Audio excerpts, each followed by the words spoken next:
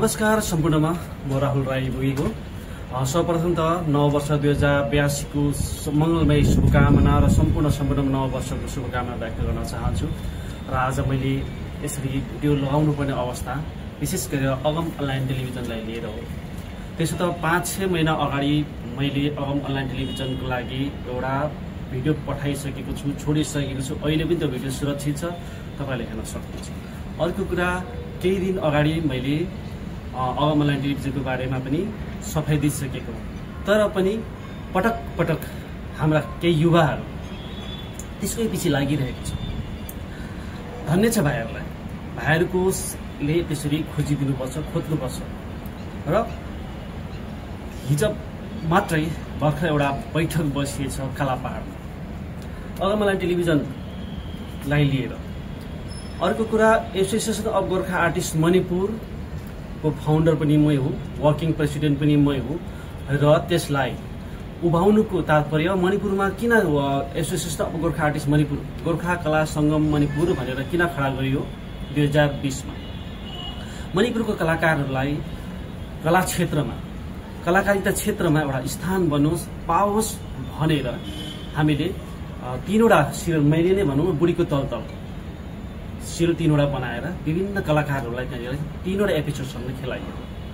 र अर्को कुरा, association of Gorkha artist Manipur सँगसँगै अगम अनलाइन टेलिभिजन जन्मेको हो। तर अगम भनेको अथाह समुद्र त्यसको अर्थ हुन्छ। एसोसिएसन अफ गोर्खा आर्टिस्ट मणिपुरले जन्माए पनि त्यसमा हाम्रो अहिले सेक्रेटरी भन्ने इन्द्र भाइ जो हिँड्दै हुनुहुन्छ, उहाँको रेजिस्टरमा पक्कै पनि छ अगम अनलाइन टेलिभिजन र association of Gorkha artist Manipur serial अलग हो भनेर रेजुलेसन लेखेको। अब अहिले आएर चाहिँ भाइले मिटिङमा पास गरिएछ। खै मलाई त खबर भएन मिटिङ थियो भनेर। म अहिले मेरो विभिन्न वैदेशिक रोजगारको लागि म अहिले बाहिर छु, म भएको छुइनँ, सोसियल मिडियामा एक्टिभ छु। र मैले अगम अनलाइन टेलिभिजनको बारेमा भनिसकेको छु। अब अगम अनलाइन टेलिभिजनको बारेमा म के भन्न चाहन्छु भने, मैले पाएको पैसा, इजरायलबाट पाएको पैसा 2,75,350 रुपिस, तामाङ समाजबाट 10,000, अनि 2010 बेच आइआरबी एमआर डिएनआर गोर्खा क्लासले 10,000, महिला समिति र विश्वकर्मा समाजबाट 10,000, र हाम्रो श्याम पौडेलले मलाई डेस्कटप एउटा पुरानो दिनुभएको थियो, उहाँले नचलाइराखेको, त्यो खासै हामीले प्रयोगमा राखेनौँ, अहिले पनि छ, किनकि त्यसको मोनिटर र त्यो चलेन। उहाँलाई मैले पहिला पनि भनेको, त्यो आएको कमसेकम पनि हामीलाई 3 लाख समथिङ आएको हो। तर त्यसमा तपाईहरूले, मैले यहाँनिर के भनेको छु, डेस्कटप र क्यामेरा गरेर 2,80,000 हामीले किन्यौँ। त्यहाँदेखि वाइफाईहरू लगायो, मोनिटर अलग्गै मैले 34,000 किने। त्यो पैसाहरू त्यो प्रकारले किन्यो, क्यामेरा र डेस्कटप किन्यो। अब आउँछ त्यहाँनिर विभिन्न एसोसिएसनहरू, मैले अफिस बनाएको थिएँ, तपाईँहरूले कतिले देखेको हो, कतिजना त आएर भिजिट पनि गरेको अफिसमा। अब आएर यो जुन अहिले त्यसमा मैले हरेक दिन रात भनिन गाडीमा तेल लगाएर 2-4वटा प्रोग्रामबाट मैले 1500-500 यस्तो तेलको पैसा लिएको छु। तर तबदेखि अबसम्म 3-4 साल मैले जब गर्दाखेरि कम्तीमा पनि मेरो 15 लाख जस्तो मैले इन्भेस्ट गरेको छु अगम टिभीलाई उभाउनका लागि। मैले अफिस पनि बनाएर आफ्नै पैसाले बनाएर घरहरू बनाइसकेको छु। त्यो सुरक्षित छ मणिपुरमा। म टाढो गएको छुइनँ, भागेको छुइनँ कि आफ्नो व्यवसाय र आर्थिक अवस्था जुटाउनु पर्दाखेरि, परिवार हेर्नु पर्दाखेरि टाढा गएको छु। त विज्ञान भाइले भन्दैछ स्क्याम, कसरी स्क्याम भाइ? 3 लाख रुपियाँमा स्क्याम हुन्छ? यो पनि भन्ने एउटै हो। भाइले केसको कुराहरू, फाइलको कुराहरू गर्दैछ। म पनि भाइलाई त्यो प्रकारले स्क्याम गरौँ भनेर त्यो भाइलाई म पनि केस प्रुभ गर्न सक्छु नि। त्यसो त मैले कसरी स्क्याम गरेँ? 3 लाख रुपियाँ उठेको यहाँ हिसाब मैले तपाईँलाई देखाउँछु। 3 लाखमा स्क्याम हुन्छ? त्यहाँ मेरो लागेको समय, त्यहाँदेखि लिएर विभिन्न कुराहरू मैले किनेको छु। 15 लाख जस्तो मेरो लगानी छ त्यहाँ। यो पैसा म डिसेम्बरसम्ममा सबलाई, जसले दिएको छ सबलाई घुराउँछु, सबलाई फर्काइदिन्छु। यो मेरो जिम्मा हो। त्यहाँदेखि अरू लगानी चाहिँ तपाईँहरूले मलाई दिन सक्नुहुन्छ? तपाईँहरूले सोचेर भनिदिनुहोस् न। तपाईँहरूसँग मेरो फोन नम्बर छ, म सोसियल मिडियामा एक्टिभ छु, देखिराख्नु भएको छ। तपाईँले भन्नुहुन्छ नाचिरहेको छु हो। मेरो एउटा फेसबुकमा म के गर्दैछु, म सबैले इन्टरटेनमेन्ट दिने कामहरू गरिरहेको छु। मैले भनेको छु कि अगम अनलाइन टेलिभिजनलाई म पछि फेरि रिभोट गर्न सक्छु नि। तपाईँहरू चलाउनुहोस्, केही छैन नि। जो मणिपुरबाट करोडौं 7-8 करोड मारेर हिँडेको मान्छे बेपत्ता छ, त्यो स्क्याम भएन तपाईहरुलाई? त्यो तपाईँहरूले सोच्नु भएन। त्यस्तो मान्छेलाई खोजौँ न। हाम्रो मान्छेहरूको पैसा अहिले पनि विभिन्न प्रकारले स्क्याम भइरहेको छ। म यो पैसा म अवश्य नै डिसेम्बरसम्म घुराउने छु। जो इजरायलबाट आएको छ, जो जस्तो आएको छ, म तपाईँ यो पैसा घुराउने छु। त्यहाँदेखि अगम टिभीलाई म फेरि कुन प्रकारले म चलाउँछु, त्यो किनकि व्यक्तिगत मैले खोलेको हो, मैले त्यसलाई बहुत चलाएको छु। अर्को कुरा, association of Gorkha artist Manipur जुन हाम्रो अहिले इन्द्र पौडेल भाइ सेक्रेटरी भएर हिँड्दैछ, अहिलेसम्म कहाँ थियो भाइलाई 3वटा एपिसोडमा कलाकार बनाएर भाइ स्वयं खेलेको छ। त्यसमा हेर्दा हुन्छ अहिले पनि बुढीको तलतलमा तपाईँहरू नाम पचेन अरे। नाम पचेन भने किनकि त्यो 3वटा एपिसोडमा भाइले खेल्यो। त्यसमा गरेको गीत रेकर्डिङ, त्यसको म्युजिक, त्यसको विभिन्न कुराहरू मैले 5.5 लाख रुपियाँ खर्च गरेको छु।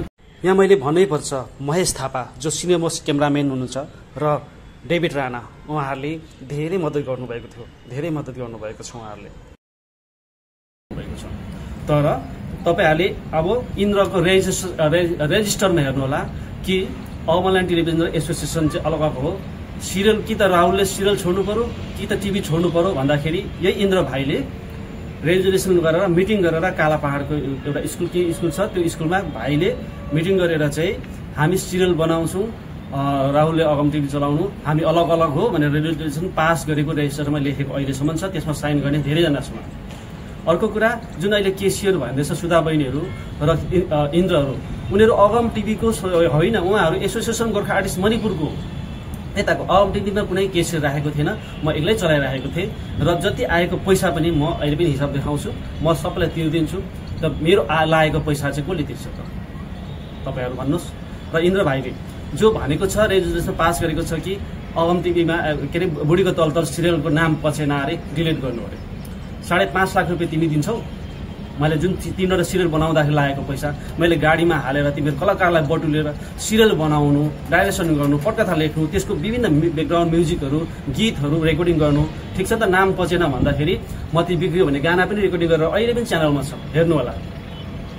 तब अब अहिले आएर डिलिट गर्नु, कसरी डिलिट गर्नु? 5.5 लाख रुपियाँ तिमीले दिन्छौ इन्द्र भाइ, अलिकति मलाई डाइरेक्ट फोन गर्नुपर्छ नि। म भागेको छुइनँ, लुकेको छुइनँ नि। करोडौँ मान्छे मणिपुरमा खाएर गएको छ, त्यो मान्छेहरूलाई चाहिँ तिमीहरूले स्क्याम भन्नु सकेनौ, मलाई अलिकति ठिक लागेन। र एउटा गोर्खा वेलफेयर युनियनका प्रेसिडेन्ट सेक्रेटरीलाई म भन्छु, तपाईँहरूले डाइरेक्ट मलाई फोन गर्न सक्नुहुन्छ। एउटा युवाहरूले एउटा व्यक्तिलाई हानेर चाहिँ पेजमा दुनियाँभरको लेखिरहेको छ।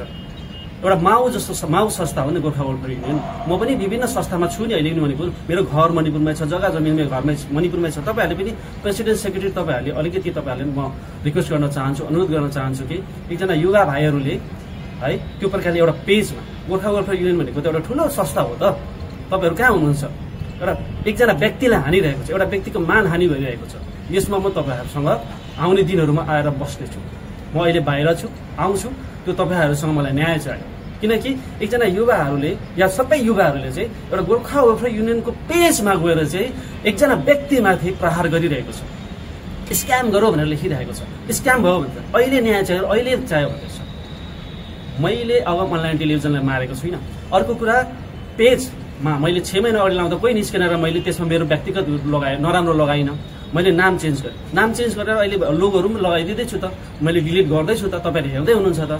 अब कुनै पनि फेसबुक पेजको नाम बदलेको 60 दिन अगाडि फेरि चेन्ज मिल्दैन। अहिले त्यो भएर हाम्रो दर्पणले हटाउन सकेको छैन, म हटाइदिन्छु, केही छैन नि मलाई त। मैले गरेको छु नि त्यसमा, मैले गरेको त्यो मेहनतहरू तपाईँहरू भन्नुहोस्। यत्रो त्यो अगम टिभीलाई उभाउनुलाई यत्रो दिन गरेँ मैले, रात दिन भनेन। मणिपुरमा कस्तो कस्तो ठाउँमा गएर हामीले न्युज कुटै खाइयो, के गरियो, त्यसको हिसाब मलाई देखाउनुहोस्। अलिकति युवा भाइहरू आवेशमा आइरहेको ठिक होइन भाइहरू, तपाईँहरूले खोज्नुहोस्, तर सही ढङ्गले खोज्नुहोस्, मलाई फोन गर्नुहोस्, म तपाईँहरूको एक हिसाब दिनेछु। यही हो हिसाब। म डिसेम्बरसम्म तिर्नेछु। दिपेशज्यूले पठाउनु भएको दिपेशज्यूलाई 2,75,350 नै बुझाउनेछु। जसले दिएको छ यो पैसा म बुझाउनेछु। यो भिडियोहरू अहिले पनि सुरक्षित छ अगम टिभीमा, तपाईँहरूले अनलाइन टिभीमा गएर हेर्न सक्नुहुन्छ। यो पैसा घुराउनेछु। मेरो अरू लागेको पैसा, मेरो मेहनत त्यत्रो दिन गरेको, त्यहाँनिर त्यो गरेको, त्यहाँ किनेको विभिन्न सामानहरू छ, त्यो चाहिँ कसले बुझाउँछ? त्यो तपाईँहरूसँग त्यतिखेर म हिसाब लिनेछु। बस यति नै हो। मैले किनभने मलाई अस्ति नै मैले सफाइ दिइसकेको कुरा कहीँनिर स्टप गर्नुपर्ने हुन्थ्यो, तर तपाईँहरूले बढेको तपाईँहरूले यस्तो धेरै स्क्यामहरू भएर छ, त्यस्तोलाई खोज्नुहोस् न। एकजना व्यक्तिलाई लिएर तपाईँहरू नलागि पर्नुहोस्, म यही भन्न चाहन्छु।